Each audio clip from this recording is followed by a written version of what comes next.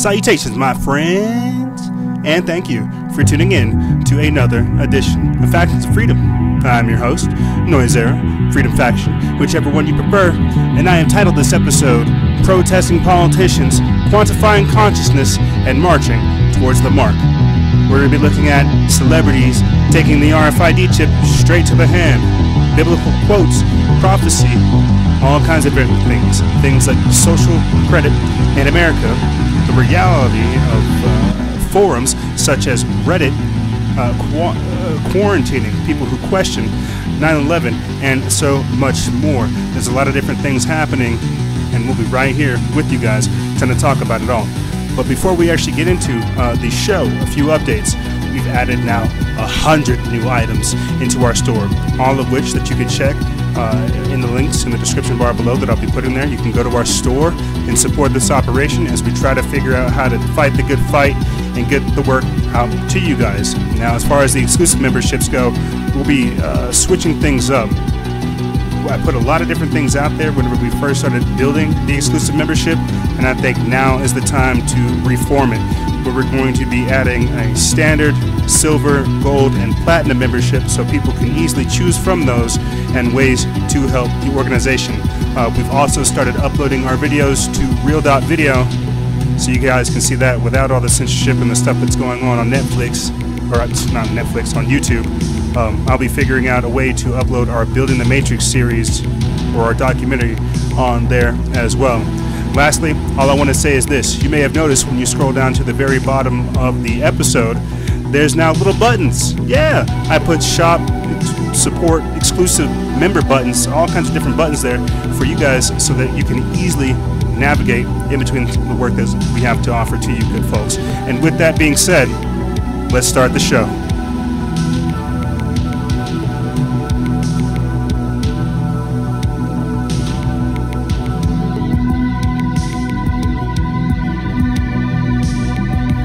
Salutations, my friends, and thank you for tuning in to another edition of Factions of Freedom. I'm your host, Freedom Faction, whichever one you prefer. We're going to be talking about all kinds of crazy things. All kinds of things are happening in the political spectrum. A lot of it, I feel like, is political theater. As I've talked about all the time, we are now living in a TV reality. They got to sensationalize things. It's got to get your attention, right? You got to think, oh gosh, things are going on. We're also going to be talking about what's going on here in America. You have the concept of quantifying consciousness. What is happening? What is real, so to speak? And when I say this, what I suppose I'm really saying is kind of gauging where people's heads are at. It's really seeing, what we think of as normal, what we think of as acceptable, pushing the Overton window. You see. I've talked about this time and time again. The idea is to systematically dumb down the population to where we're no longer seen as a threat. This is why they're trying to advocate the use of so many drugs. That's why we have a intoxicated population. All kinds of different things to talk about. The march towards the mark of the beast. This stuff that's going on with Kavanaugh. That's. I'll be honest with you. While I do think we need to pay attention to people who have been victims of sexual abuse, no doubt, I also believe that a lot of what we're seeing it's used. You see, it's weaponized information to basically,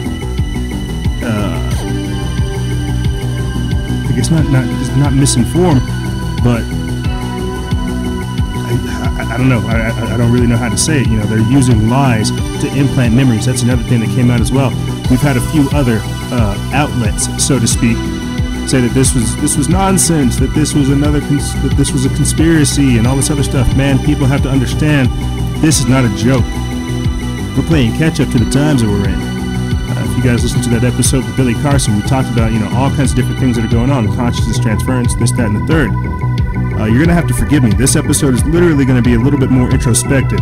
We just got done doing the exclusive broadcast where we had our star chart read by Leslie of Our Cosmic Day.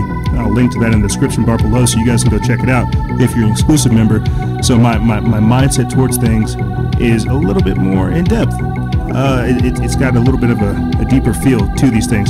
But with that being said, thank you for tuning in to this edition of Factions of Freedom. As I said before, we're going to be talking about protesting politicians just before I came onto the show, onto the air, to do this. What was it? A town in Bosnia, right? A town in Bosnia said, hey, you know what? We're not going to have any more politicians. We're done with it. We know you guys are liars. We're done. We're good. You know, that's a way of dealing with this type of situation, respectfully disengaging. However, we're not doing that here in America. Now, before I go on to what we're doing here in America, let's play this clip of the Bosnian town saying no party is welcome. Town has banned all politicians after being lied to repeatedly.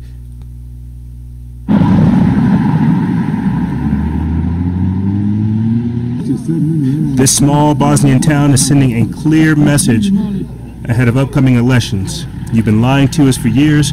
No political party is welcome in Portugal. People in the village outside of Sarajevo say they felt abandoned since the war in 1995. We said everything. We are tired of them coming to us, telling us stories all the time, making promises about drinking water supply system, and they've come here to actually see us. Some of them haven't see us. We don't have buses. We haven't had any since the end of the war. We had them before the war, but no buses come here. Yeah. So they're like, no more. We're good. We're good.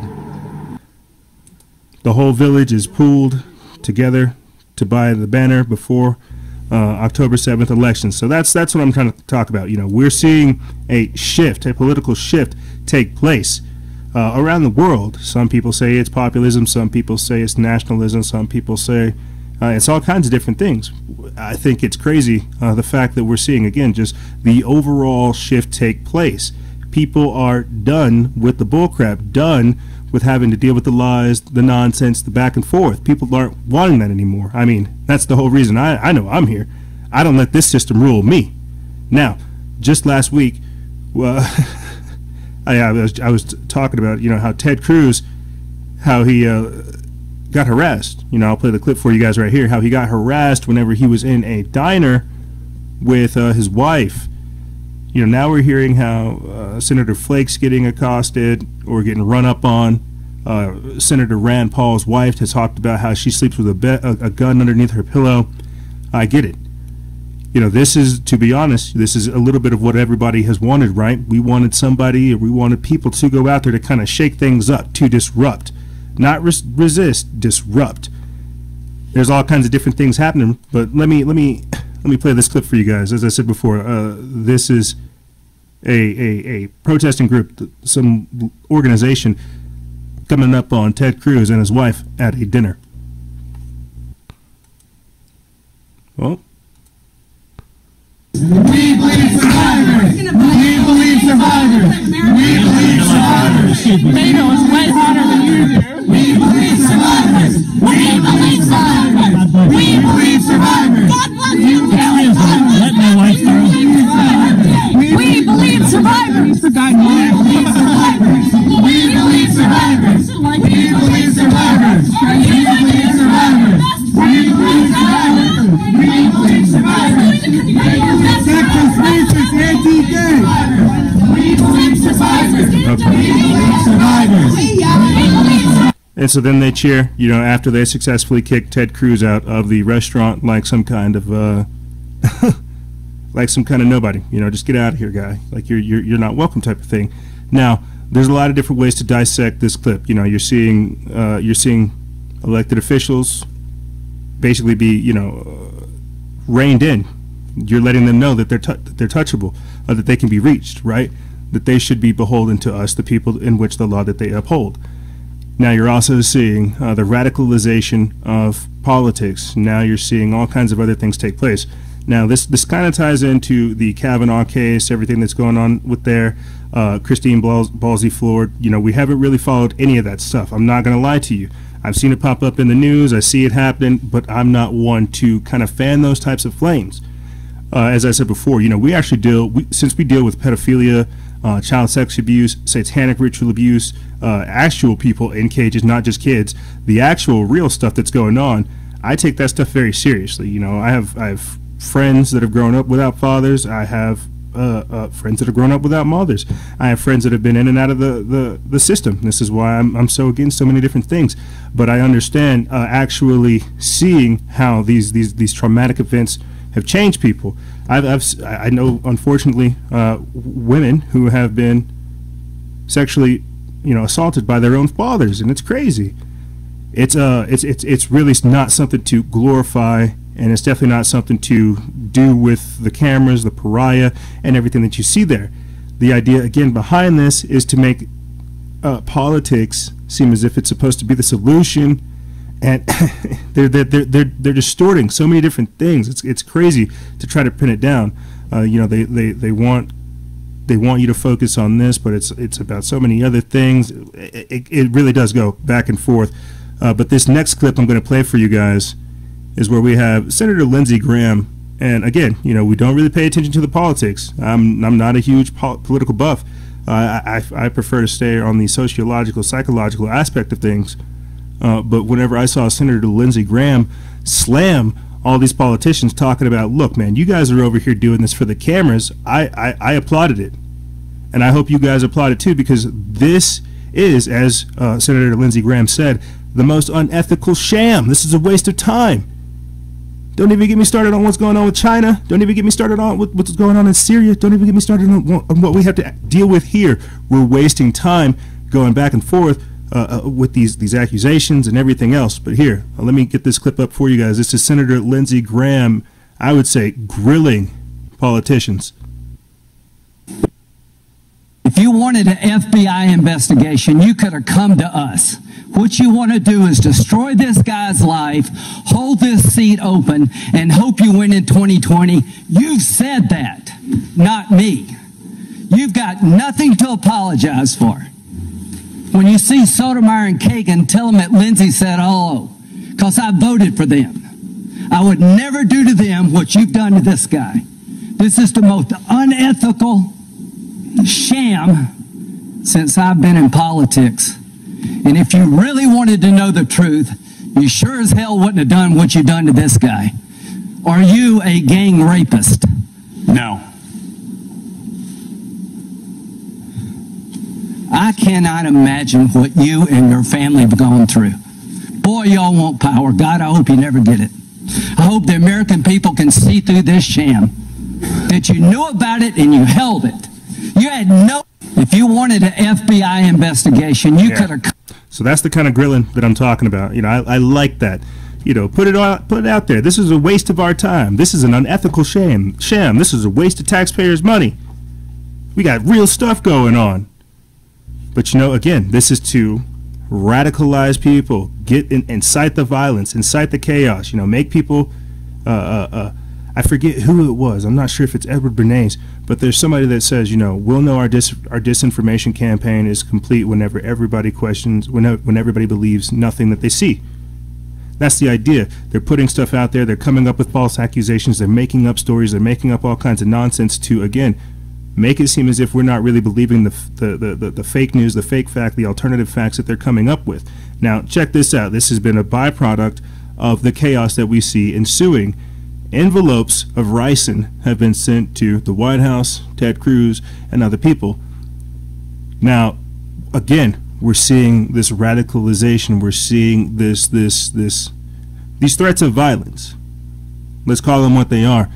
These acts of intimidation. We don't know if it's from our own internal source. We don't know if it's from somebody inside our own government. We don't know if it's from groups like Antifa or Indivisible. We don't know if it's from whoever. But what we do know is that more of these types of things are happening. One article that I didn't get around to posting this week is how police said that they're stepping up security for senators, that they're literally going to start escorting senators to places, and how this is a bad thing. They're expecting riots. They're expecting chaos. They're expecting disorder so that they can come through with a solution, which is what? Martial law, where everything gets locked down.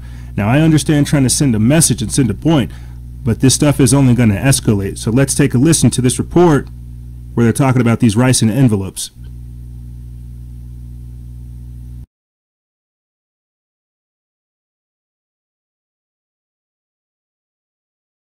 It's investigating a suspicious envelope sent to President Trump. It was mailed on Monday and intercepted before reaching the White House. The FBI is also investigating letters sent to the Pentagon that tested positive for the deadly poison ricin. One of them was addressed to the Secretary of Defense. Jeff Begayes is outside the FBI headquarters in Washington. Jeff, good morning. Good morning. Is one person behind this or is a group responsible? That's what investigators will now try to find out. Meanwhile, the Pentagon's mail delivery center remains under a quarantine this morning. The letters were delivered on Pentagon grounds, and now the FBI is analyzing them. One was addressed to Defense Secretary James Mattis, the other to Chief of Naval Operations John Richardson. In the initial analysis, both letters tested positive for ricin, which can be deadly. The letter addressed to Secretary Mattis, who is currently out of the country, also contained a 5x8 card with handwriting on it. The content has not been made public, but obviously that will be an important clue for investigators.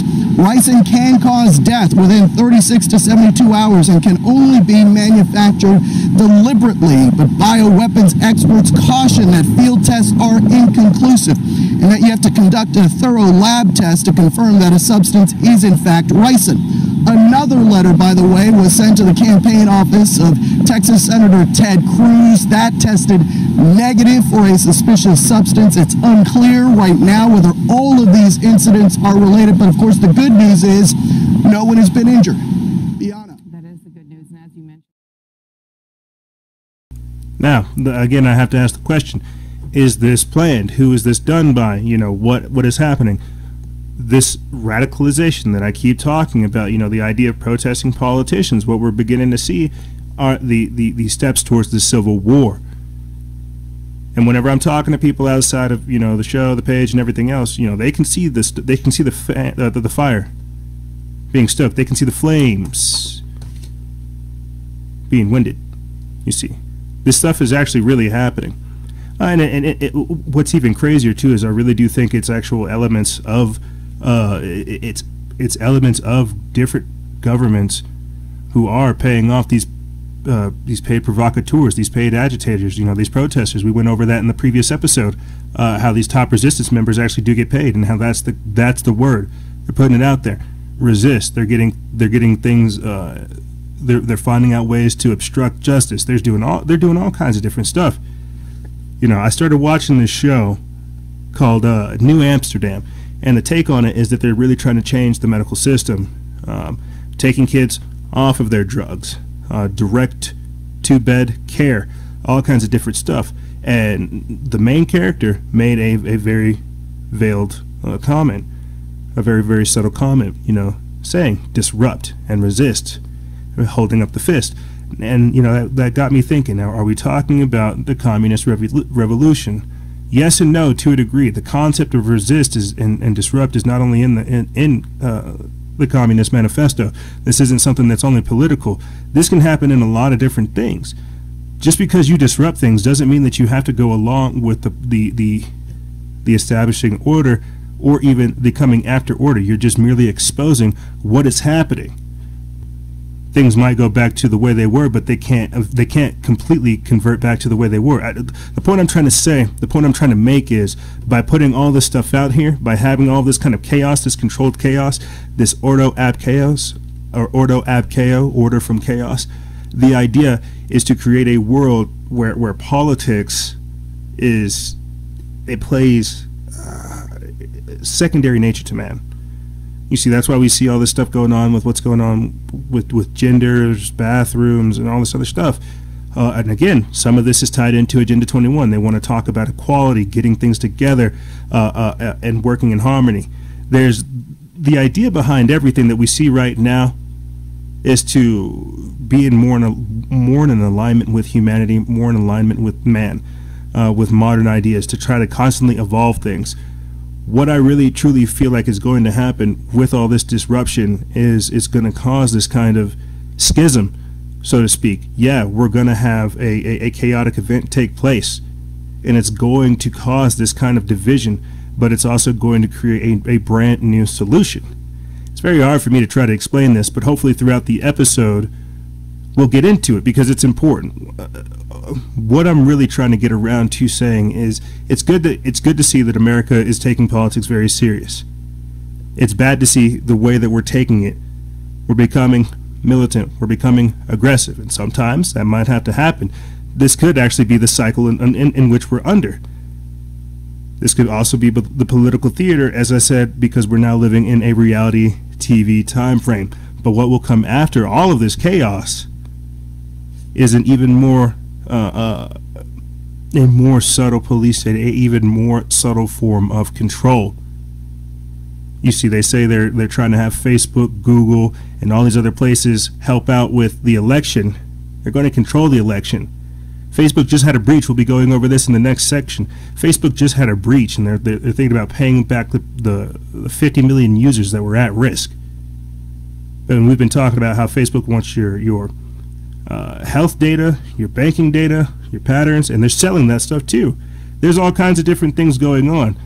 And again, we have to see how politics isn't necessarily guiding any of this.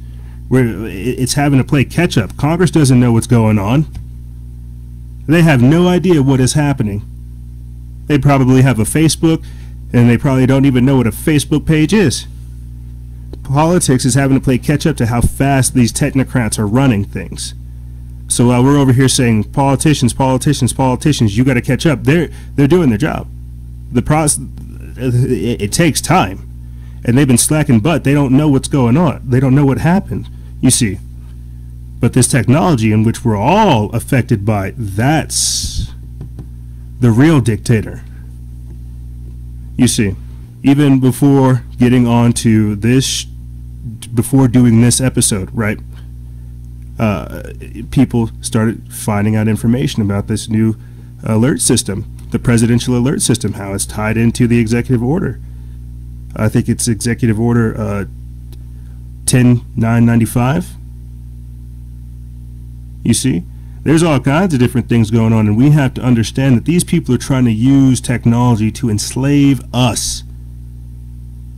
You have companies like I said, Facebook and Google joining forces to create some kind of AI tech, and there's an explosive report that details how the Chinese have infiltrated Amazon, Apple, and the CIA. So as I keep trying to reiterate, these politicians who are just getting run up on, what do you expect from them?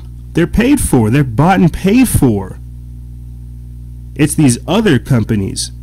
It's this next wave of elite oligarchs that we have to watch out for. But we're going to take a quick break, and when we come back, we're going to be talking about, like I said, the concept of quantifying consciousness. This is this surveillance system that these people are trying to create. You know, Reddit is now quarantining questioners of 9/11. Amazon decided to increase its minimum wage. That's kind of a good thing, but you'll see the 2 steps forward, 1 step back with that. And we also have scientists developing what they call the brain net, connecting 3 brains and playing Tetris. We're going to be getting into this and more on the other side. Don't you guys and gals go anywhere. We'll be right back right after this.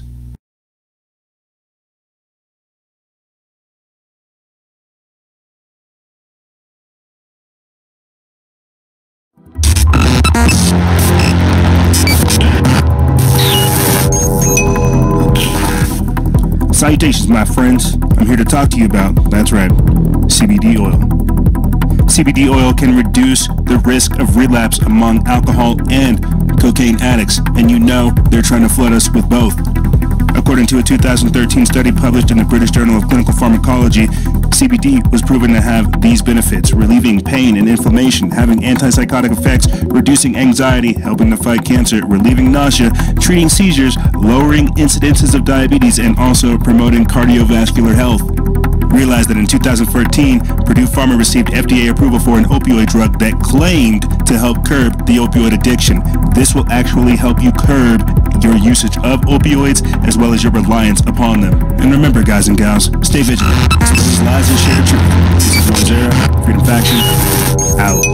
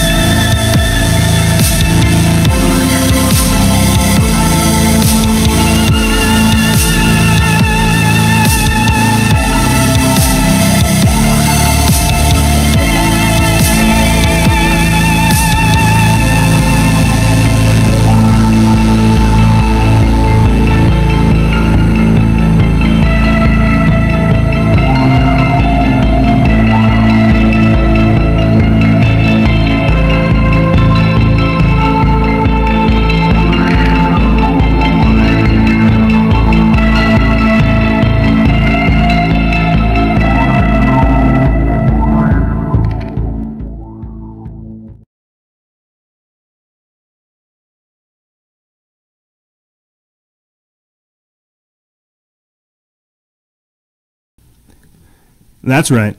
We're back. You know, when it comes to politics, again, I really wouldn't consider myself political.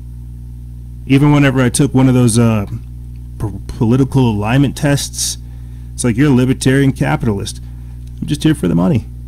I just don't want people telling me what we can and cannot do. I believe in the individual. I believe in freedom. I believe in you being able to do what you set out to do. No one should be able to obstruct you from following your dreams. No one should be able to obstruct you from finding out what is important to you and working that into the world. You're more important than you believe. But if you keep taking them selfies, Snapchat's going to profiteer off of all of your beauty. You see what I'm saying? You need to profiteer off of your beauty. You need to understand your essence and your power and how great you truly are. And with that being said, thank you for tuning in to this edition of Factions of Freedom. This is the second segment where we're going to be talking about, the concept of quantifying consciousness. We've been seeing it in the news day in, day out. Social credit. Social credit. Social credit. We talked about it in the previous episode as well. The selfish ledger. The user reputation score. You see, where we're moving now in the future, they're gonna. I'm sure I'm on some kind of list somewhere. That's why I have to learn how to diversify, what we're saying and the content and the things we're doing, this, that, and the third. I'm sure I'm on a list somewhere. I'm sure I have a marking somewhere. You do too. They want your metadata. Trust scores.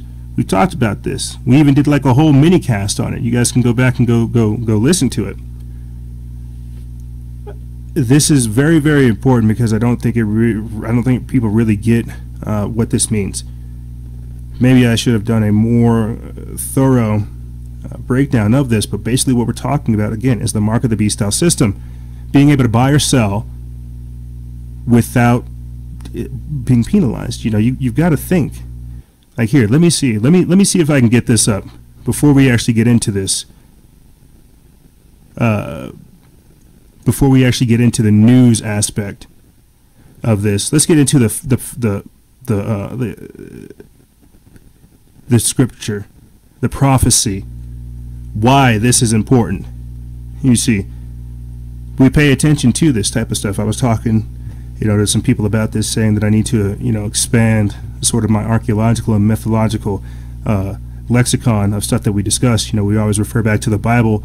I need to refer back to, the Bhagavad Gita, even the Quran to some degree, and the Torah, everything. I need to just expand more. But what I wanted to get in here is to talk about how in the Bible it says these types of things. Revelation chapter 13, verses 16 through 17. You can go look this up in the King James Version Bible. He says, "And he causeth all, both small and great, rich and poor, free and bond, to receive a mark in their right hand or in their foreheads, and that no man might buy or sell, save he that had the mark, or the name of the beast, or the number of his name." Now, why is this important? Why am I reading you guys scripture? We're talking about what's going on. We're not even in the marching towards the marks segment yet. You have to understand how this is it. When I went over this in the previous episode about how Julian Assange said we'll be the last generation to be born free, this is it. What do you think my social score is? Will it affect my children? Will it affect their friends? What kind of society is this that we're building here? They create a label. They say, hey, this guy says this. We don't like that. Get him out of here. If this, it becomes crazy really trying to think about how they're going to pull this off. This new social contract. This new social construct where technology reigns supreme. Where politicians, man, we chase those people out of restaurants. Get out of here, Ted Cruz. Get out of here. You got to understand. I could be destroyed for the years that we've been doing this, I could be destroyed overnight for upsetting the wrong person. And then I get shadow banned. You know, like in Yu-Gi-Oh, I get put into the Shadowverse, the Shadow World. I'm out of here. What does that mean? They're cutting people off from asking stuff, talking about certain things, saying, hey, hush, hush, don't you say that, don't you talk about this, you're not allowed. What does that mean? You're not allowed to buy or sell. And he causeth all, both free and bond, to receive the mark. Let's look at this real quick. Is a social credit coming, or a social credit program coming to America, or is it already here? This is by Daisy Luther of the Organic Prepper. We put this up September 27th. Now, before I go into this, I want you guys to kind of look at these slides, and I'll narrate it for our audio listeners. And they said, have you ever heard of Sesame Score? I have. It's our American version. Canada has one as well. They have like an app. I forget what it's called. I've done. I remember looking at it and posting about it. But they have this little app where you can make all kinds of decisions. You can talk and you can put all kinds of information in there, and you can get all kinds of benefits. They're trying to incentivize you to getting on to this digital plantation, this digital ghetto, this digital community. You see, India's doing it too. Like the whole idea behind this, and I think that's kind of what they're going to do with Facebook, this whole bait and switch type of thing.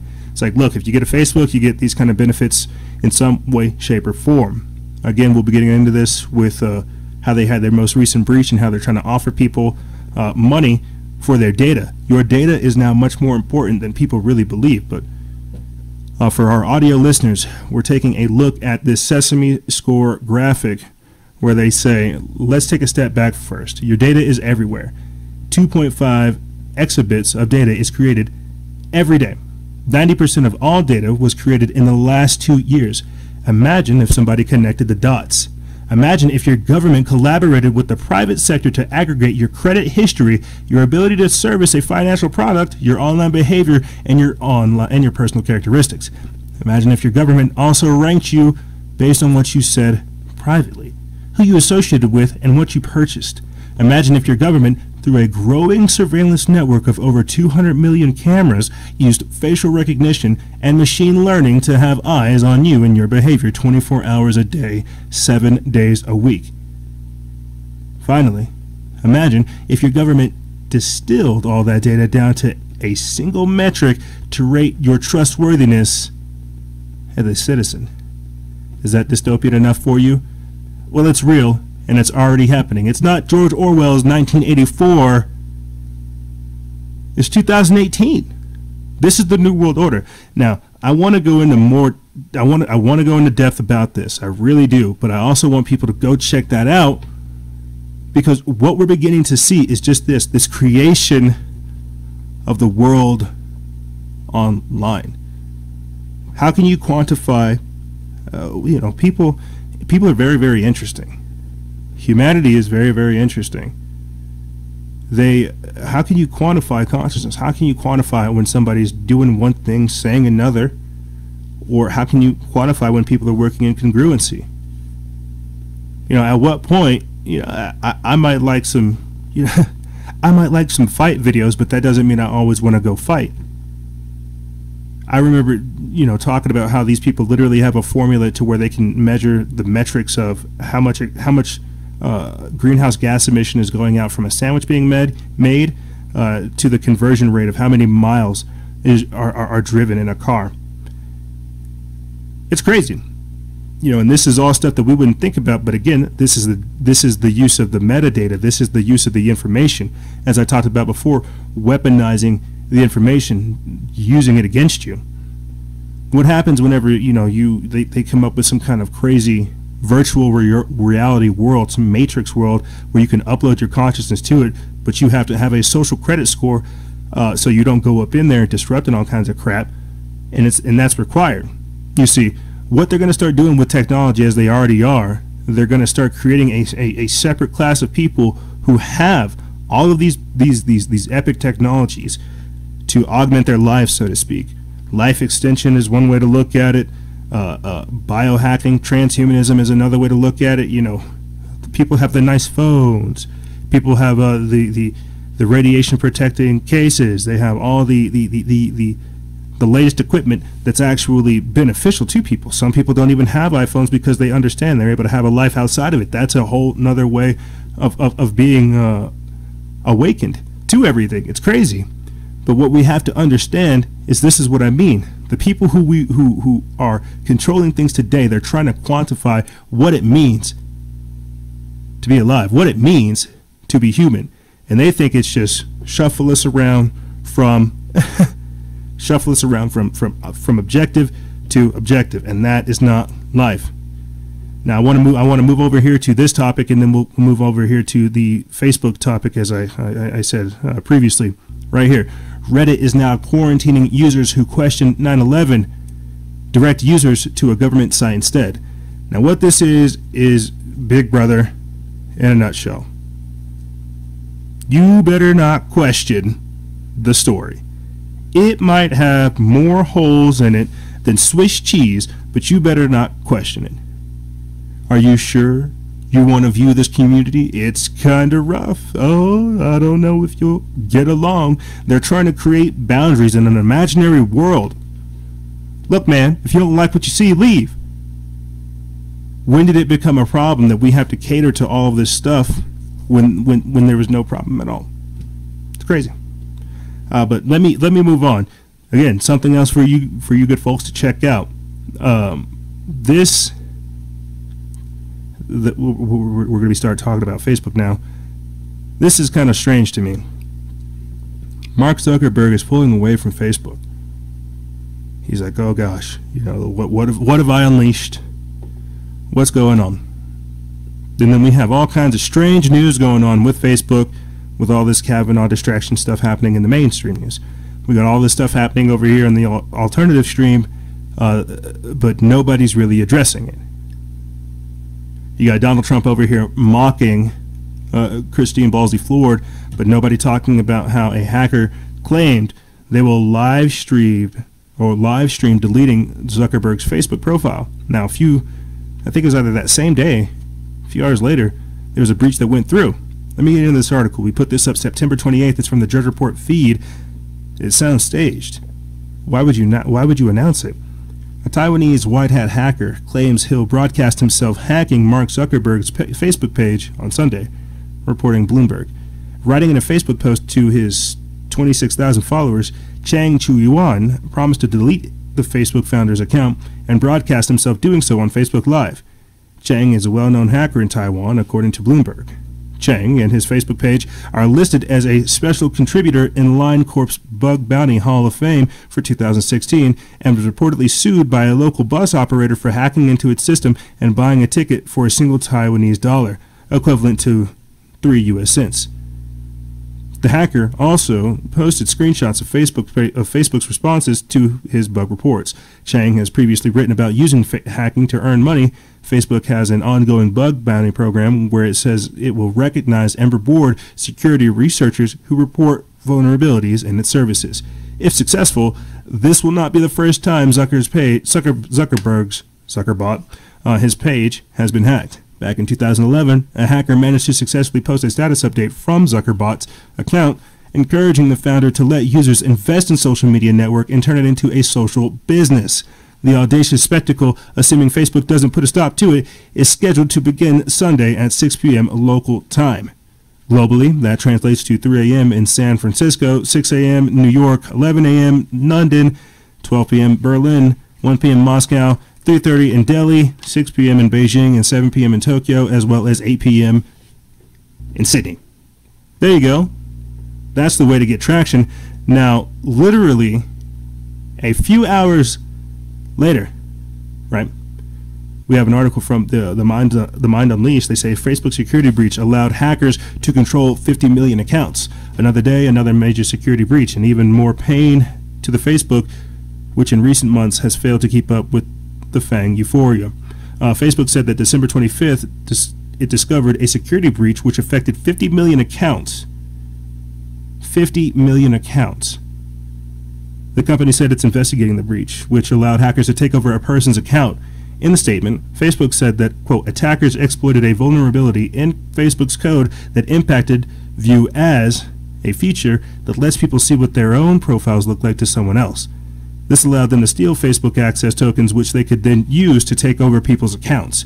Access tokens are the equivalent of digital keys that keep people logged into Facebook so they don't need to re-enter their password every time they use the app. This attack exploited the complex interaction of multiple issues in our code. Its if stemmed from a change we made to our video uploading features in July 2017, which impacted View As. The attackers not only needed to find this vulnerability and use it to get access tokens, they then had to pivot from the account to others to steal more tokens. The social network added that it has, quote, yet to determine whether these accounts were misused or any information accessed. It also doesn't know who's behind these attacks or where they're based. As part of its response, the social media network said that it has fixed the vulnerability, reset the access tokens of almost 50 million accounts we know were affected to protect their security, turned off the View As feature, and told law enforcement authorities about the breach. Shares declined over 2% on the news, with the drop enough to push NASDAQ lower. Now, what we're beginning to talk about is just that, the fall of Facebook, the imploding of Facebook. And you see me kind of, asking the question, what's going to happen afterwards? What are they going to bring? This is a perfect time for me to plug. I'm slowly starting to upload videos onto real.video. I'll put the link in the description bar below so you guys can check that out as well. This is also my way of saying, hey, think about becoming a Patreon exclusive member. You get your own private feed. You get access to our private page. I'm going to be putting out separate content on that as well. We're also going to start doing more video content to expand. We can't let these platforms have this much control over our ability to communicate, as well as our ability to put out content. You see, that's why I'm always saying we have to diversify the information, not only because you deserve it, but also because the censorship is real. Now, these next two articles that I want to get into, I purposely found them from mainstream news articles or mainstream outlets so we could go over them briefly. You have to understand that while I focus on heavy alternative news, I keep my eye open on everything else that's out there. I have access to all these other outlets. I just don't post about them because I see them. I see what they're doing. Right here, to continue on talking about this Facebook breach, boom, right here. Facebook faces a $1.6 billion fine and a formal investigation over the massive data breach. Irish data regulator could penalize the social network after the hack of nearly 50 million accounts. This is put up by The Guardian. Think about that.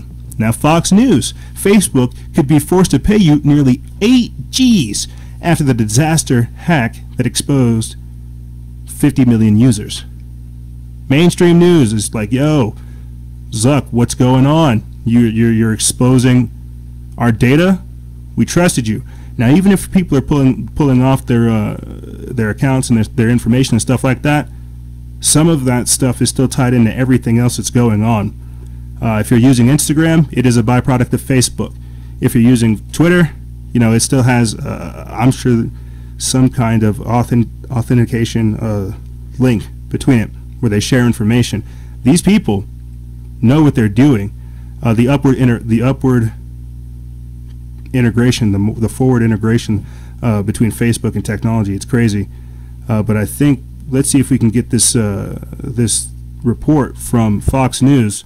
And we never really play anything from mainstream media, but it seems like they've got this going. Let's play this report from Fox News where they're talking about this data breach that just happened with Facebook. It says Facebook has revealed that they discovered a security breach that affects nearly 50 million user accounts. We're taking this incredibly seriously and wanted to let everyone know what's happened and the immediate action we've taken to protect people's security. Facebook. The company says hackers exploited the View As feature on the service, as I said before. Facebook says it is taking steps to fix the security problems and alert others, law enforcement. The social media giant said it is taking steps to ensure its users' accounts are safe, fixing the vulnerability and informing law enforcement, resetting the access tokens, almost 50 million accounts, blah, blah, blah, blah, blah, everything I said before. So yeah, mainstream media is paying attention to what's going on because, well, you know, they're a part of it. You know, CNN has a journalism project with Facebook. Anderson Cooper's on it.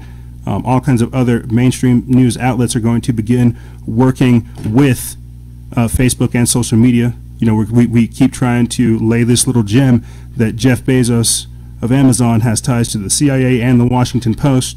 You know, you really have to look at what's going on. So more and more information is coming out about how these social media platforms, how they're slowly turning into government,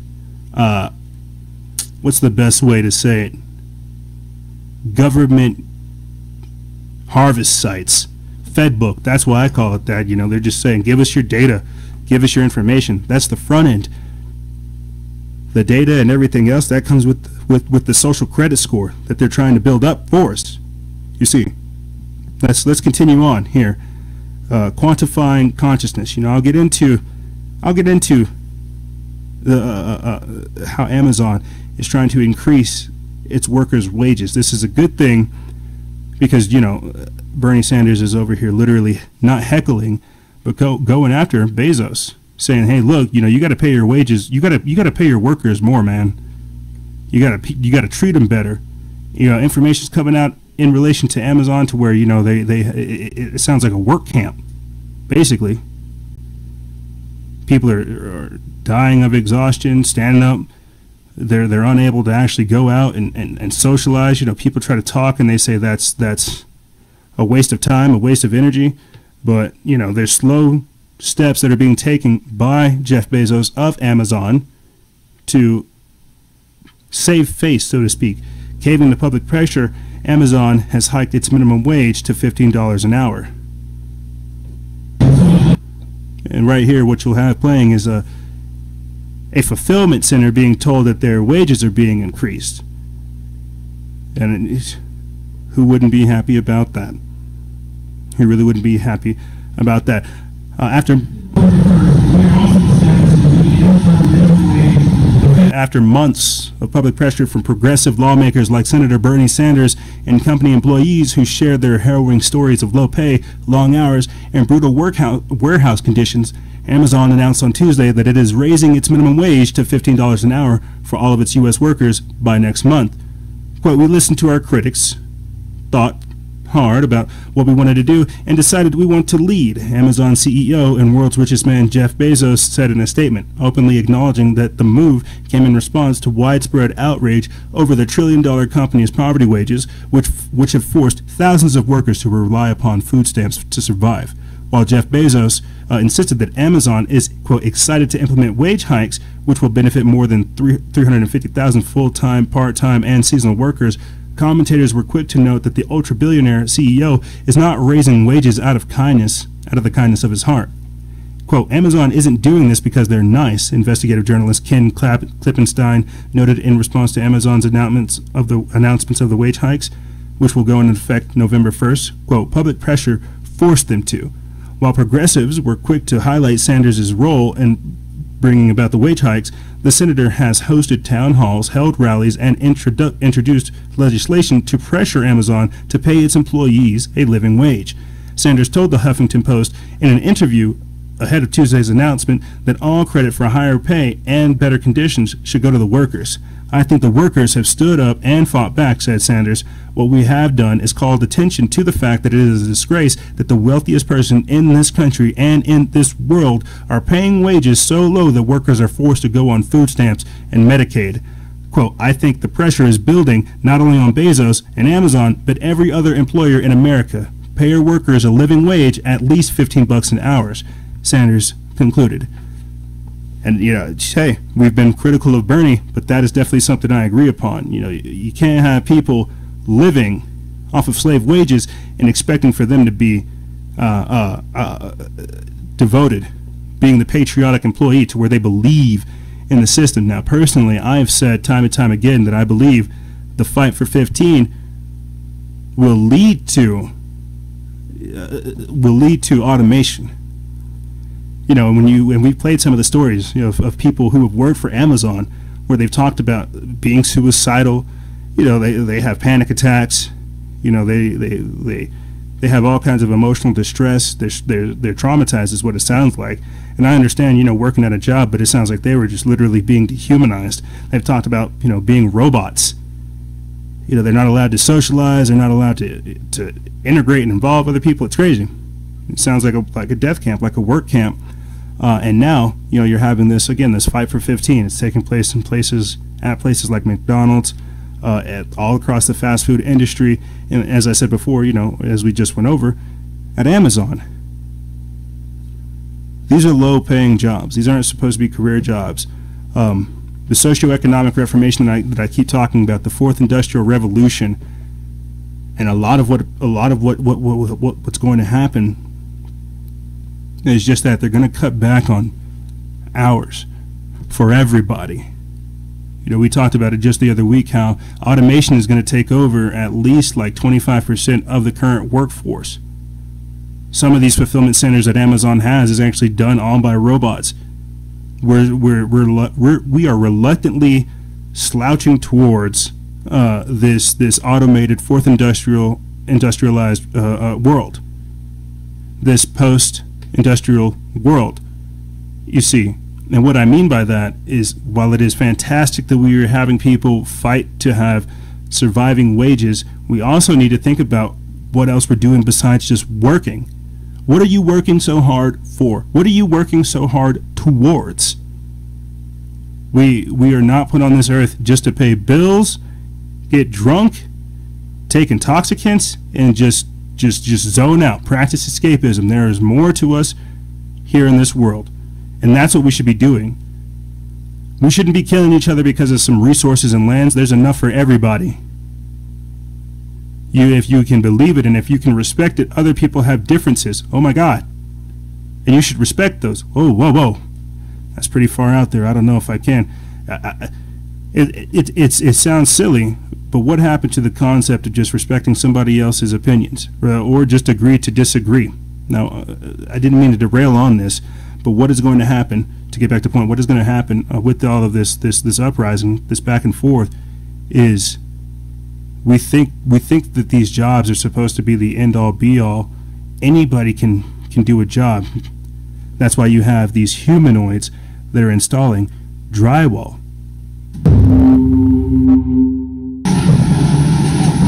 And for our audio listeners, what I'm playing right now is a humanoid robot taking some drywall, rotating it, and then adding it to the wall.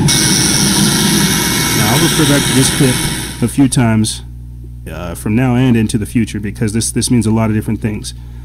One, they already have humanoid robots that have skin on them, walking all around, and we don't even know. I've talked about it time and time again. What I'm also trying to say is certain jobs will be taken over by the machines. We shouldn't look for fulfillment in these types of temporary jobs, part-time, seasonal, however. That's why they're called, or even full-times. That's why careers and professions are different from just jobs. You see, work is being redefined in so many different ways. That's what I mean by quantifying consciousness. This is we're not in the days to where you can just be some brain-dead zombie not paying attention to what's going on. You affect more than you actually think. And if you're not seeing how we're moving more towards this futuristic world of where, again, what it means to be human is rapidly changing, you're not seeing how you can benefit from it, how you actually become you become the person you become the sheep, you become the gear pushing things forward. It's crazy. But let me get into this article right here to kind of tie off this section. You know, again, really thinking about what it means to be human. Scientists develop BrainNet, the social network for telepathic brains. We put this up October 1st. It's from Mysterious Universe by Brett Tingley. It says the world's first social network for brains has been created by a group of scientists at the Washington at the University of Washington, allowing an unprecedented level of communication directly between users' connected minds. The system uses standard EEG equipment to detect and analyze brain activity in one user's brain, after which a technique known as transcranial magnetic stimulation, TMS, induces similar electrical activity in certain areas of another user's brain. Used together, these two processes allow for signals to be sent directly to and from users' brains. Is the world of physical interaction doomed? Probably. It has been since the invention of radio and television, maybe even since the printed word. But this new development could accelerate things quite a bit. For now though, the system is still somewhat primitive. Users of this brain-to-brain social network stare at LEDs blinking at different frequencies in order to send or not send a signal to the other BrainNet users to cue them to move pieces in a Tetris-like game. Those signals come in the form of phosphenes, the strange lights and shapes of the optic nerves experienced when pressure is applied to the eyes or when under the influence of some psychedelic drugs. Now I'm going to put a pause right there and come back to this. What we're beginning to talk about is synthetic telepathy. You see, as I said before, with Facebook, what's happening right now is a kind of filtration process. They're trying to weed out the political distance, people who will and will not go along with this type of stuff. They are not going to let me have telepathic access to 175,000 people. Not going to do it. Why? I'm going to cause a problem. What they will do, though, is they'll let me have telepathic access to maybe like 100 people, because they can monitor those hundreds of people. You see, they have to get to this point to where there are only certain people who are allowed to have access to this type of technology. As I've said before, the technocracy requires transhumans. And as we see this taking place in China, to where religion is being squashed, you're not allowed to believe in anything other than the state. You become this atheist, godless, amoral thing to where, your beliefs are subject to change depending on who's in power. It's crazy. I was reading an article today too, about, or not even today, just this week, about how Christian Chinese children are forced to declare that they have no religion. I was like, good God. Could you imagine being in school and some guys in like military equipment say, you better declare there is no God and that you have no faith. You're just trying to learn, what 2 + 2 is, and these people are telling you something else. It's crazy. But to get back to point, this all plays a part in what they're doing to the mind. This synthetic telepathy, right, that these people are trying to put out there, we're already in it, so to speak. Social media is just a various form of it. The collective consciousness. Boom. There you go. That's all it is. It's just the collective consciousness. The internet is that as well. You see how these are all distillations of the same thing, but just a technological representation of the metaphysical and spiritual reality that we're already in. I'm already connected to you in some way, shape, or form. You just follow me on a page. We're already on the same frequency. You just follow a page. You see, we're already talking about the same thing. You just show up to listen every single week. But let me get back into this article right here. It says, while this technology might be in its infancy, the researchers claim that the results could already prove the, quote, first successful demonstration of multi-person, non-invasive, direct brain-to-brain interaction, and raise the possibility of future brain-to-brain interfaces that enable cooperative problem solving by humans using a social network of connected brains. Without a doubt, military researchers are already eyeing this technology as a means of improving battlefield communication.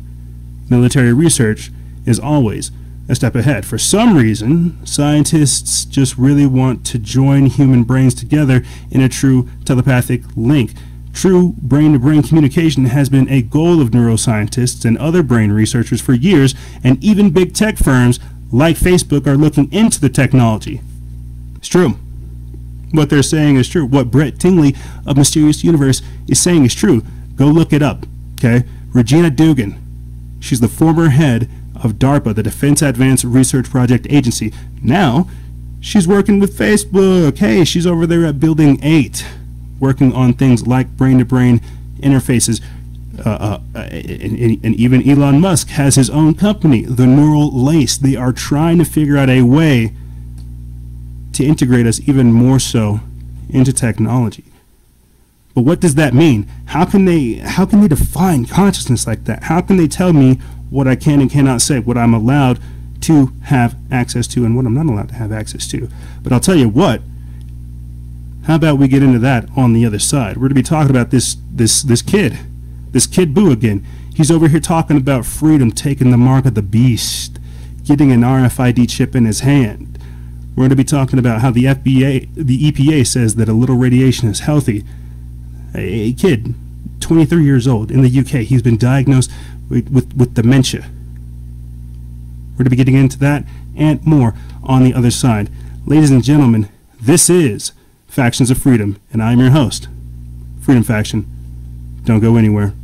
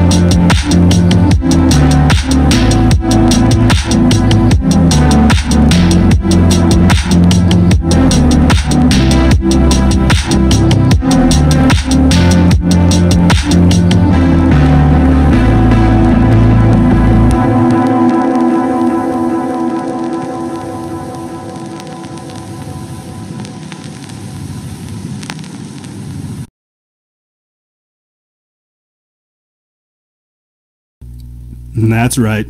We're here. We're back. And we're clear. Yeah, that's right. I'm trying to make sure that you people understand not only the times that we're in, but the tools at our disposal. You see, I'll say this before I start getting in all of this good stuff here.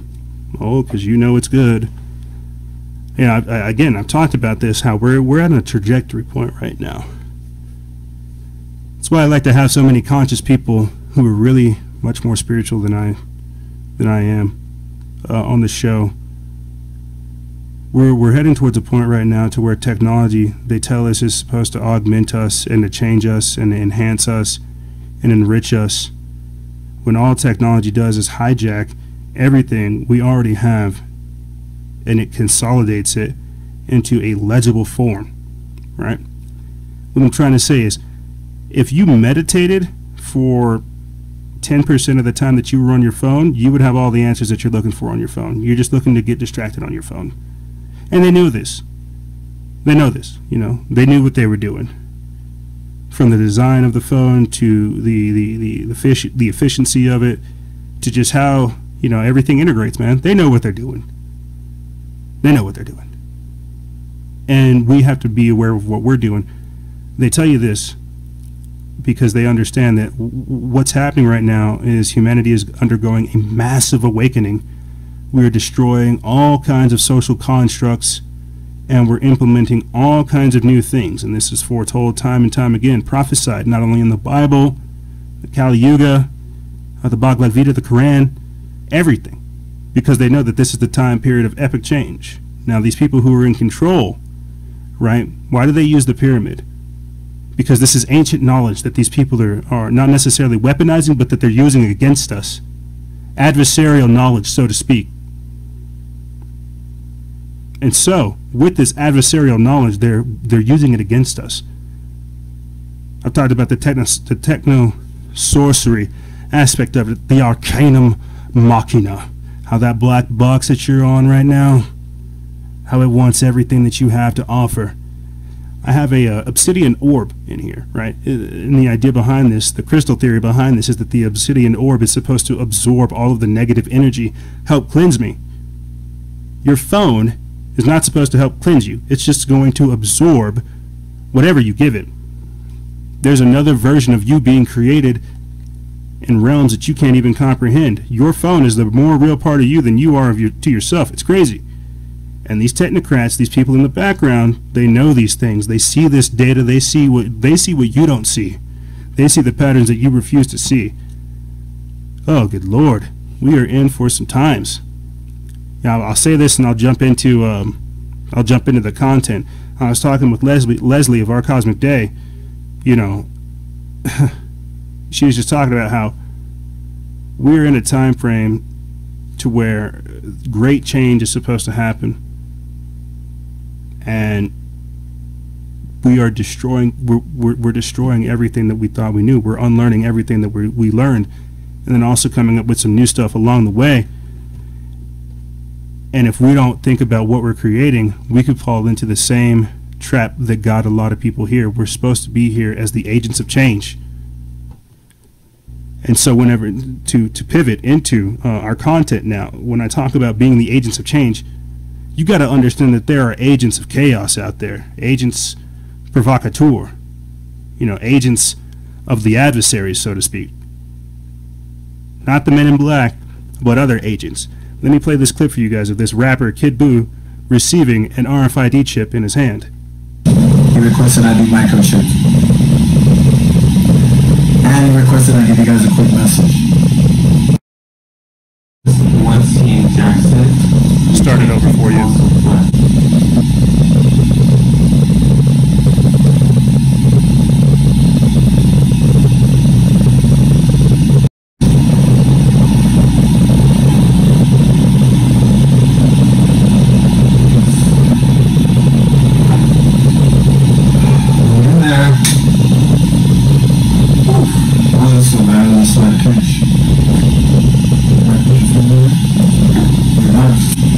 Got a secret investor.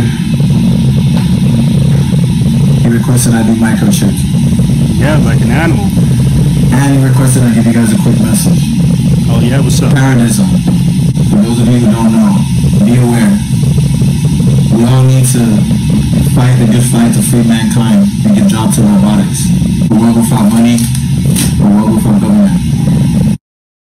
Once he injects it, now think about that. You can't keep the muscle flat. Now think about that, guys. Free man. Jobs for robots. Right? Then this is after this guy's coming out saying that he's a clone. What am I talking to you about whenever I even get into cloning? The fact that these people are trying to advocate the depreciation of life. Right? And now you got this fool, this puppet saying, "Oh, hey, Kid Buu, yeah, I got a new investor. Kid Buu got a new investor, yo." Talking in third person. I got a new investor. How has he not faced copyright? How is he not getting sued for hijacking Akira Toriyama's Kid Buu and Majin Buu or any of the Buu series? But anyway, you got this agent of the adversary, this fool, this puppet, getting tagged like an animal, like a dog, saying, "Yeah, I got a secret investor." Yeah, you know, because they can wirelessly, they can wire you this money via your chip. free mankind. How are you talking about freeing mankind while you're getting a chip in your hand? We've talked about how these things disrupt your circadian rhythm. They also disrupt your biology. A little bit of it actually leaks radiation into your body. There's so many different things that come with RFID chips that is scary. So when you have, again, this social credit system being erected, fools like this Kid Boo person literally saying, hey, look, come get chipped, come be free with me. That is it's so backwards that it doesn't make sense. Jobs for robots, like, all right. I hear what the secret investor is trying to tell them, that this is the plan, that you can become one of us.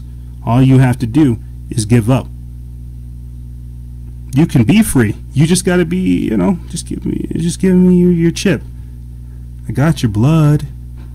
You see, a lot of what this is too is temporary, earthly, physical stuff. We're not looking at the multidimensional, metaphysical aspect of what all this entails. Kid Boo receiving this mark means so many different things. So if he is indeed an actual clone, this doesn't really affect him like it would affect everyone else. You see, a lot of this stuff is for publicity. These people are doing this stuff because they benefit from it. You become the product when you work with them. You see, that's why you've got to be very careful following these false idols, because that's all that he is. It's all that he is. But let me get into this article right here from the Drudge Report feed. Again, that plays into pivoting, from the RFID chip and everything else that's going on, the mindset of society today. The EPA has said that a little radiation may be healthy. So when you have people being affected by the radiation on the West Coast from Fukushima, everything that's going on there, people that are dying, as I said before, Japan just recorded its first death from the Fukushima spill, and now you have the EPA saying that, hey, a little radiation is healthy. We put this up October 2nd. It's from the Drudge Report feed. It says the Trump administration is quietly moving to weaken U.S. radiation regulations, turning to scientific outliers who argue that a bit of radiation damage is actually good for you. It's like a little bit of sunlight. The government's current decades-old guidance says that any exposure to harmful radiation is a cancer risk. And critics say the proposed change could lead to higher levels of exposure for workers at nuclear installations and oil and gas drilling sites, medical workers doing x-rays and CT scans, people living next to Superfund sites, and any member of the public who one day might find themselves exposed to a radiation release. The Trump administration already has targeted a range of regulations on toxins and pollutants, including coal power plant emissions and car exhaust, that it sees as costly and burdensome for businesses. Supporters of the EPA's new proposal argued that the government's current no-tolerance rule for radiation damage forces unnecessary spending for handling exposure and accidents at nuclear plants. They're trying to cut costs and medical centers and other sites. This would have a positive effect on human health as well as save billions and billions of dollars, said Edward Calabrese, a toxicologist at the University of Massachusetts who is to be the lead witness at the congressional hearing Wednesday on the EPA's proposal. Calabrese, who made those remarks in a 2016 interview with a California nonprofit, was quoted by the EPA in its announcement of the proposed rule in April. He declined repeated requests for an interview with the Associated Press. The EPA declined to make an official with its radiation protection program available. The regulation change is now out for public comment with no specific date for adoption. Radiation is everywhere, from potassium in bananas to the microwave popping out from popcorn. Most of it's benign, but what's of concern is the higher energy, shorter wave radiation like X-rays that can penetrate and disrupt living cells, sometimes even causing cancer. So yes, I don't really think that radiation is good for you. We're talking about how ricin is being sent to elected officials, and you got the EPA over here saying, hey, just, don't worry about that. Your radiation's okay. This is the same EPA that still has yet to do anything about the Flint water crisis, the Gold King mine spill, and all this other environmental crap that we have going on, right? But check this out. Hey, check this out. So while you might have this kind of damage happening to you, right? A Harvard study came out saying that child abuse scars DNA and how trauma affects the next generation. Now, do you think you should be having a little bit of DNA or a little bit of radiation now? You think that's smart now? Now I also, because we're talking about epigenetics and eugenics at this point, and I want to pause before we go into this. Switch gears a bit. We're talking about we're talking about everything we talk about on the show. You know, we're talking about how our children and their children's children are already facing the problems that we are undergoing today.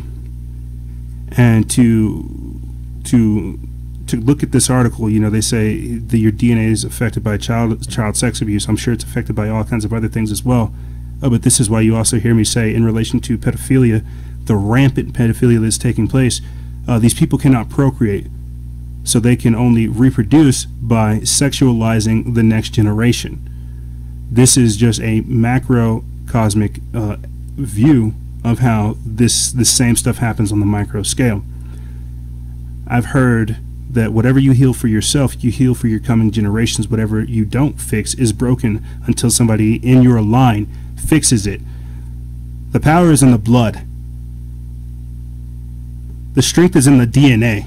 There is information in your genetics. There is power that you wield. You know, you hear a lot of New Agers and spiritual people talk about, hey, you know, DNA activation. I'm just like, yo, what? That doesn't make sense to me. But the more I study epigenetics and eugenics, I look at it and I see there's actual validity to this.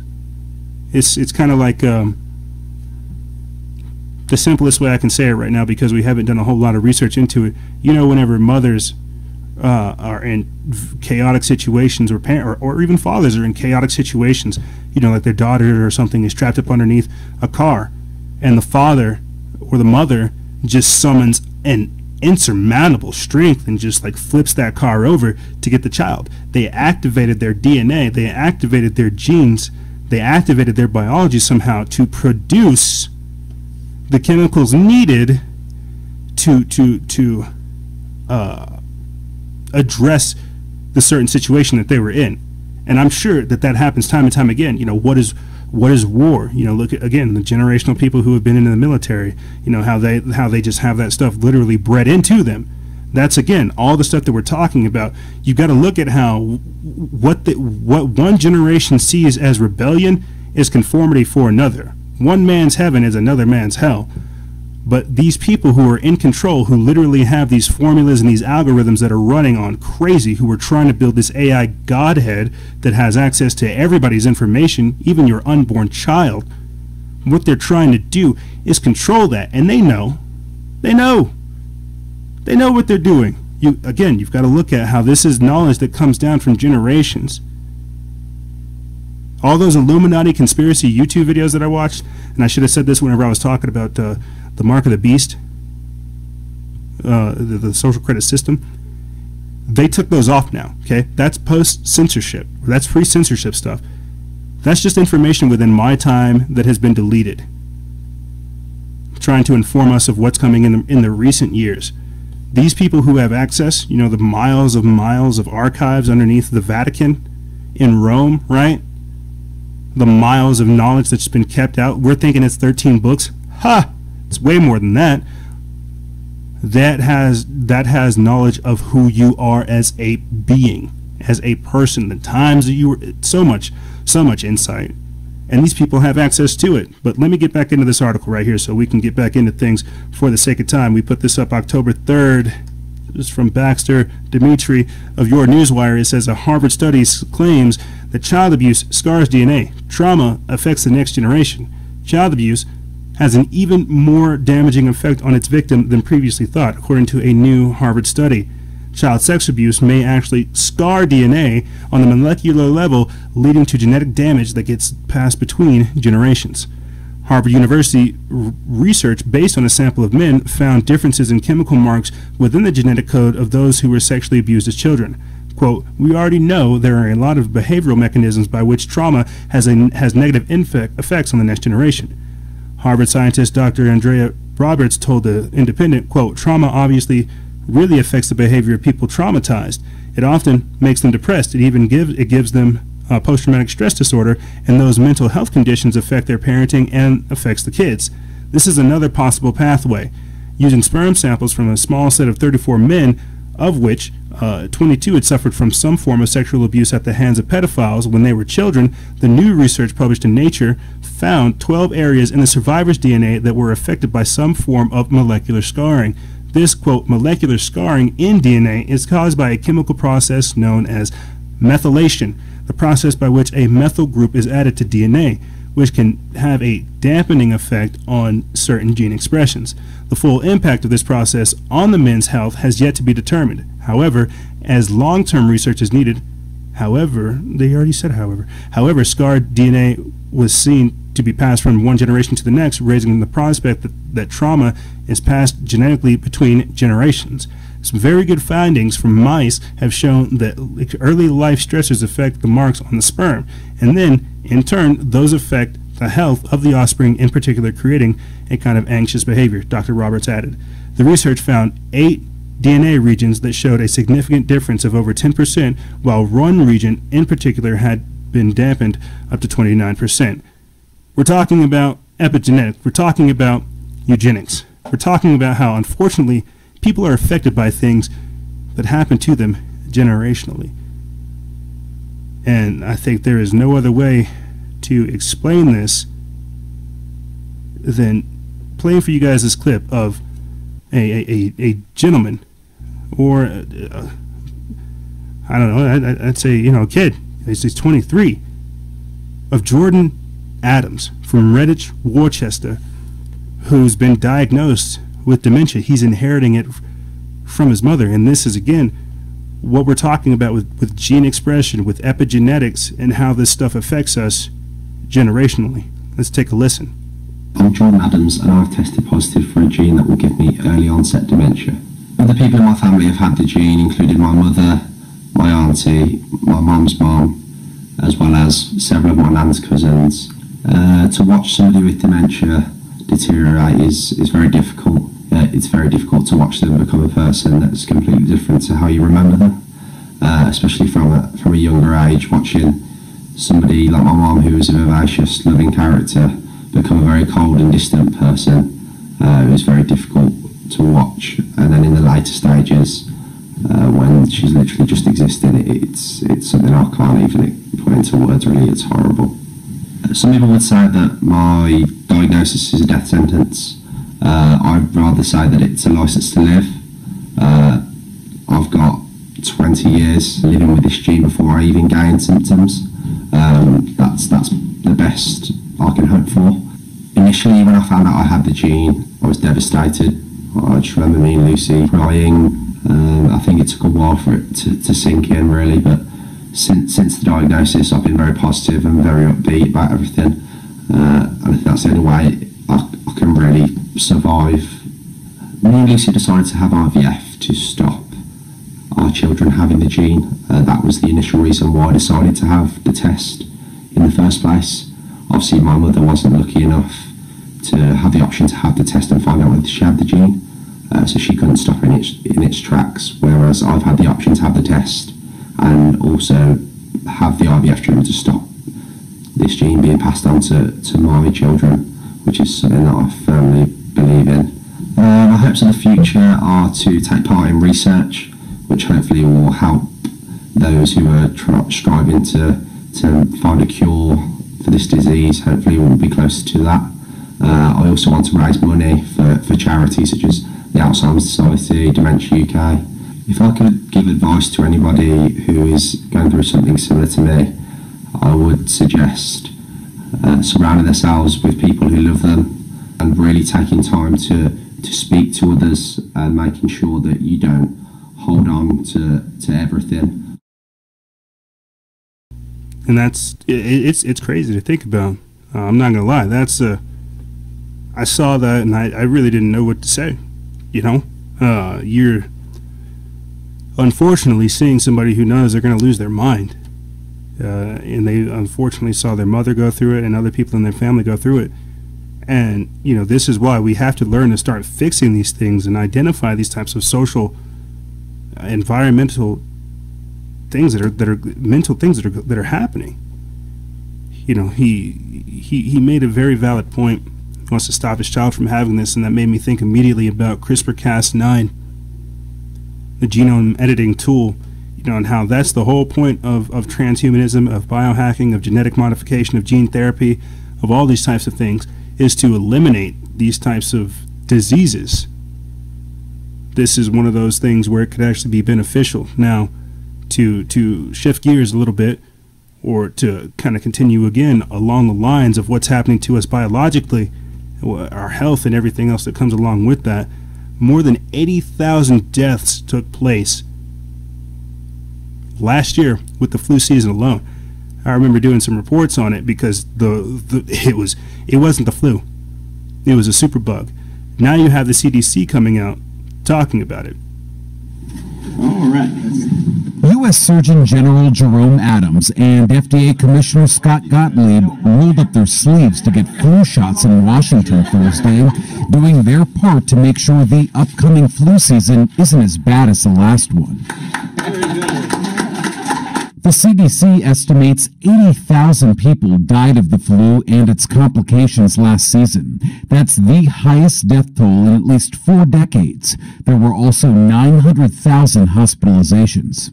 It was especially deadly for older adults, pregnant women, people with chronic medical conditions, and children. The CDC also reported a record-breaking number of pediatric deaths from the flu, 180 kids. Think of it, 180 families put a child in a grave last year because of a vaccine-preventable infection. The CDC blames the severity on a particularly bad strain and lower vaccination rates in key groups. More than 40% of kids were not vaccinated against the flu. Oh, there it is. The decline in coverage in this age group is very, very worrisome.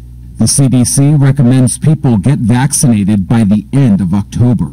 Kenneth Craig, CBS News, New York. So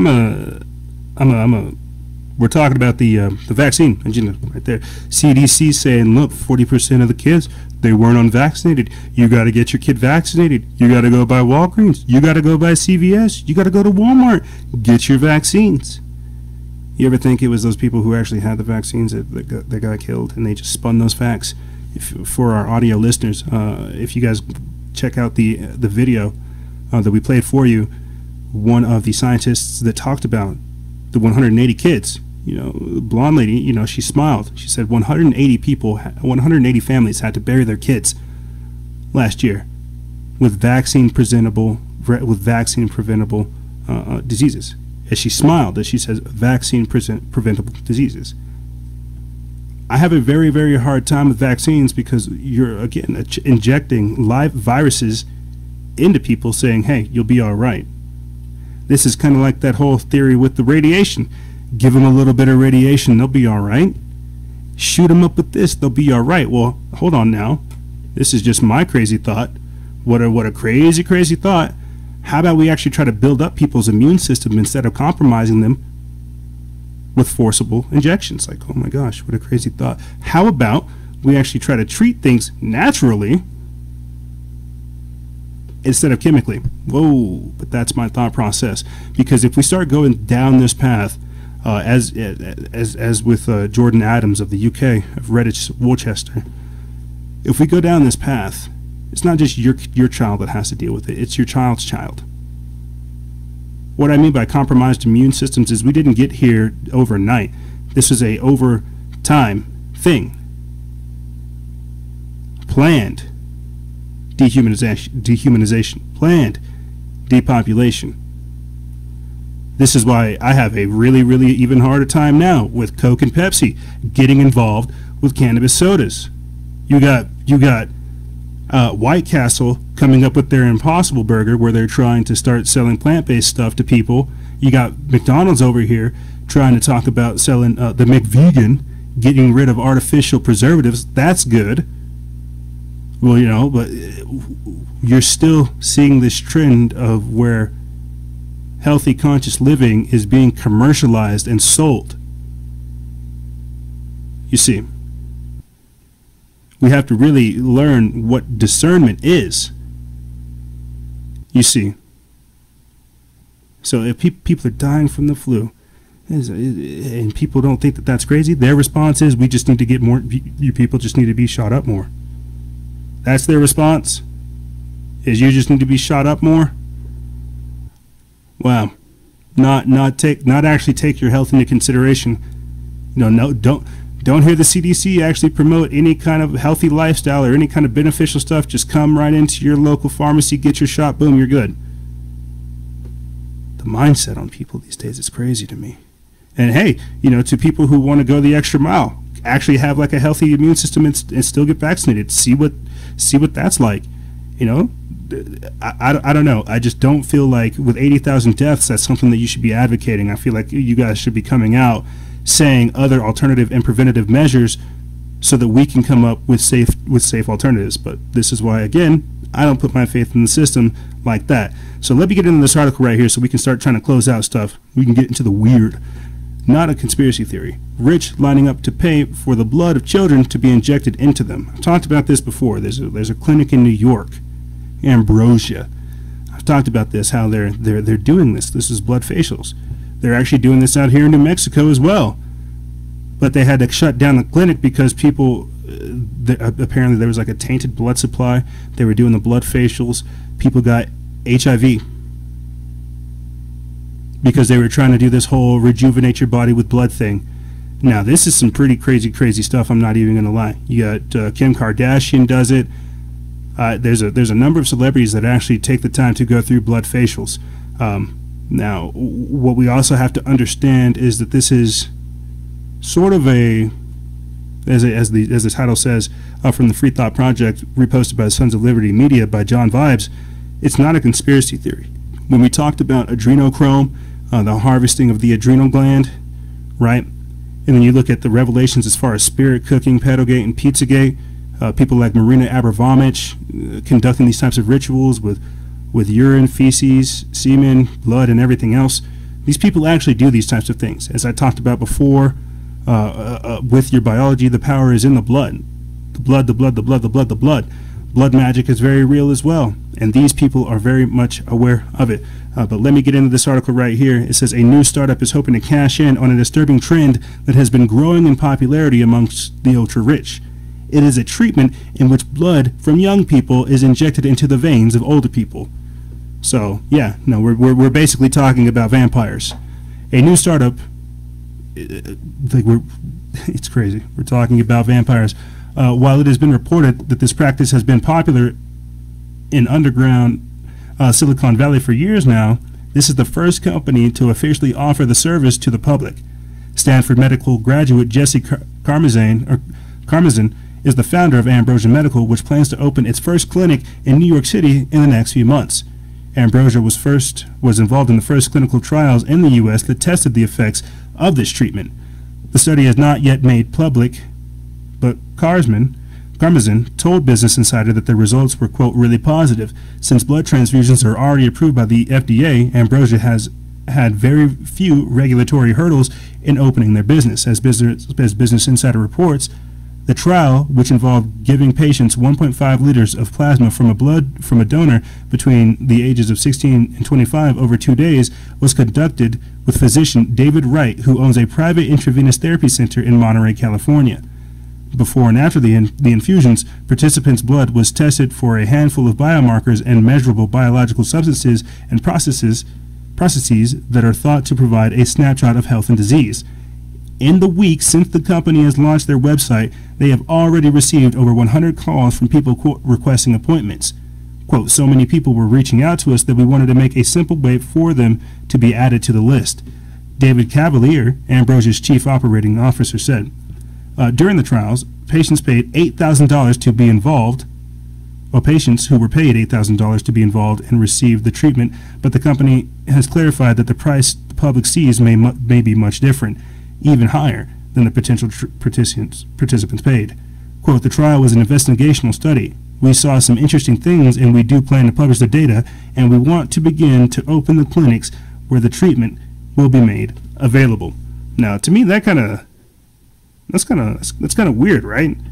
Like, I get blood centers and blood banks and stuff like that, but should you be, like, doing that? Should we be doing that? I feel like that's really, really dangerous. I just feel like that's a slippery slope. What happened? We're going to hear some crazy, crazy crap from that, man. I'm not even going to lie to you. There's going to be something strange that comes from that. You're going to hear something strange like, oh, somebody broke into the transfusion center and stole all of that stuff. They stole all that blood. And it's going to be something like out of a movie. What happens if that's going to attract so many weird people? Like, good Lord. Goodness gracious. I think this is probably one of the better times for me to tell you guys this. I saw the trailer for The Chilling Adventures of Sabrina. There's a new Netflix series. They're rebooting Sabrina the Teenage Witch. Now, it's not the 90s happy-go-lucky, oh, look, you got this quirky chick practicing magic and she's got her little black cat. Nope. Sabrina is full-blown possessed. Sabrina's over here seeing Baphomet covered in blood, doing rituals. It's deep. Now, what we're going to do is a series for the exclusive members that I'll mention here for the public where we go over these kind of conscious reviews of this type of entertainment, because that's very important. Why am I trying to talk about that after talking about blood transfusions and blood facials and anti-aging clinics? Well, you got to look at the times that we're in. Okay, we have robot brothels, robot sex houses where people just go and have sex with robots. Places where old people go to get injected with young blood. That shouldn't be too far off. The time frame that we are in, the things that people are having to cater to, it's going to get real, real strange from here. I'm telling you. You want a perfect example? And I think this is probably the best way to close out this episode. Check this out. Johns Hopkins researchers say magic mushrooms should be decriminalized. We put this up October 1st. It's by the good folks over at the Anti-Media team. They said researchers from Johns Hopkins University recommended this week that psilocybin, the active ingredient in psychedelic mushrooms, be removed from the federal government's list of Schedule I drugs, which are allegedly the most dangerous. According to an analysis published by researchers at the Department of Psychiatry and Behavioral Sciences, quote, psilocybin can provide therapeutic benefits that may support the development of an approvable new drug application. Mounting evidence suggests that mushrooms can treat depression. Johns Hopkins has been at the forefront of the research into potential therapeutic effects of psychedelic mushrooms, and the researchers believe that its low potential for abuse could warrant a rescheduling. According to their report in the Journal of Neuropharmacology, quote, there is no clear evidence of physical dependence and withdrawal in preclinical or clinical studies, or among those who have chronically used illicit products. As the Hub, Johns Hopkins News publications explained, quote, studies in animals and humans both show low potential for abuse. The researchers say when rats push a lever to receive psilocybin, they don't keep pushing the lever like they do for drugs such as cocaine, alcohol, or heroin. When it comes to human studies, people who have used psilocybin typically report using it a few times across their lifetime. Through the researchers' caution that more research is needed and that psilocybin still poses risks, those risks are far lower than other drugs, and there is no known overdose amount. According to Matthew Johnson, Associate Professor of Psychiatry and Behavioral Studies and co-author of the analysis, quote, we should be clear that psilocybin is not without risks of harm, which are greater in recreational than medical settings. But relatively speaking, looking at other drugs, both legal and illegal, it comes off as being the least harmful in different surveys and across different countries. In order for psilocybin to be rescheduled, Phase 3 clinical trials would have to be completed. If it were to be rescheduled, it would be in the same category as a prescription sleep aids and benzodiazepines. So there you have it. Johns Hopkins is saying, hey, look, maybe we should rethink mushrooms. It's not as bad. It's not as bad. You have, and this is what I'm trying to tell you guys, this is the time frame that we're in. Peter Thiel of PayPal, one of the co-founders of PayPal, has talked about how he too wants to get involved in mushrooms. They're trying to flood us with these drugs. They're trying to disassociate us. They're trying to really get us to not pay attention to what's going on.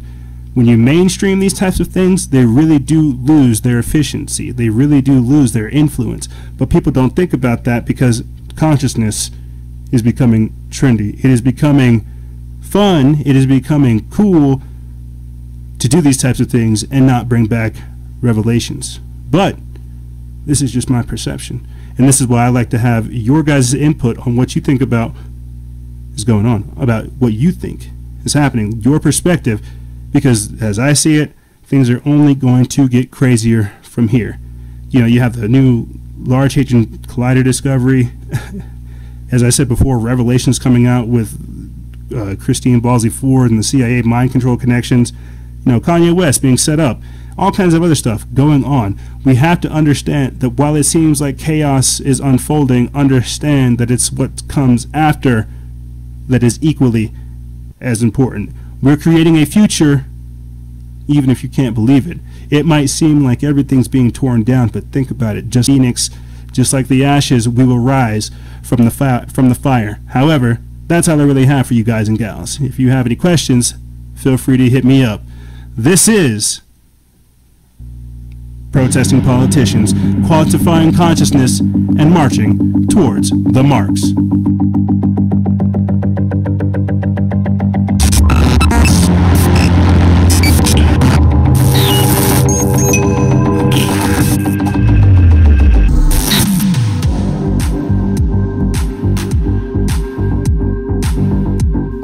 However, that's all I really have for you guys. I know I kind of went all over the place, jumped over, and kind of made a few mistakes with my rambling, but I was trying to illustrate the pictures and the times that we are in. How do you paint a picture of the insanity that seems to slowly unfold every single week? I don't know, but we will try. And like I said, that's all I really have for you guys. I hope you download the show notes, check out the links in the description bar below, as well as bookmark our website as we make all kinds of updates and go through maintenance. We have a lot of good things coming your guys' way, and it's also because of your amazing support. Like I said, if you have any questions, feel free to email me. I'll have it in the description bar below. And as always, guys and gals, stay vigilant, expose lies, and share truth. This is Noisera, Freedom Faction, out.